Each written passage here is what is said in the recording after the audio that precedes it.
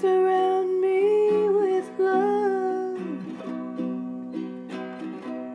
I know I can make it. Whatever comes, you know I can take it. Just as long as you. It was impossible to hide. Being able to accept or even understand the struggle between my body and my mind was an impossible feat. But she was always there, my protector.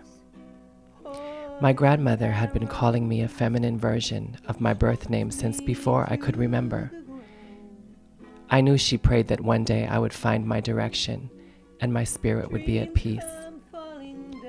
At 18, I walked into a bar in the Mission District of San Francisco. The instant feeling of acceptance and approval overwhelmed me. For the first time in my life, I found real friends, girlfriends. I was able to be myself and live freely in my skin. I separated myself more and more from my grandmother, my family, and my Hawaiian values. I morphed into this female thug by day, showgirl by night, a dope-smoking, sex-working diva. I was reborn. I went home to Richmond to get away from what was becoming a crazy dead-end world. I went seeking my grandmother's shelter, but her time with us was coming to an end.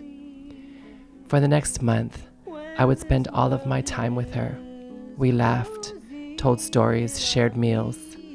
She acknowledged my existence as a woman and told me how much I reminded her of my mother.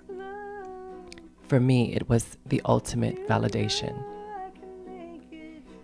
I carried her into the hospital with my own 2 arms. My gram said goodbye to each and every one of us and transitioned to the next life. 8 years later, I was facing my own mortality. I had 150 T cells. The doctor came into my hospital room and gave me a choice.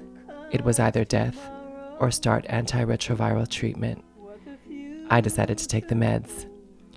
I knew that I wouldn't be able to get better if I stayed in San Francisco, so I made plans to move closer to my mother and my Hawaiian roots in Honolulu.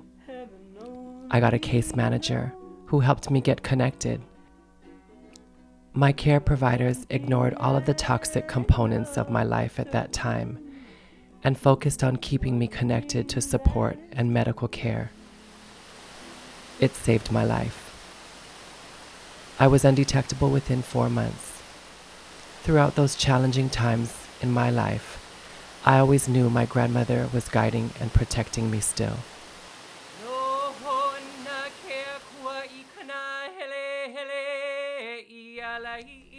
Today, I'm a national advocate and advisor for women like me. I use my story to empower and inspire others who may find those same challenges of living with HIV.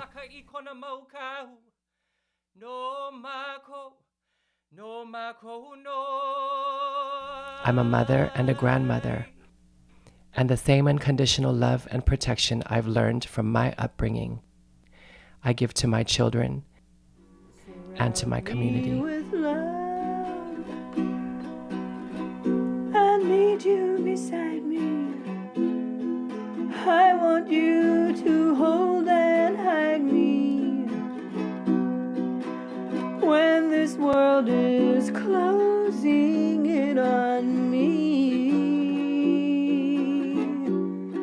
Surround me with love.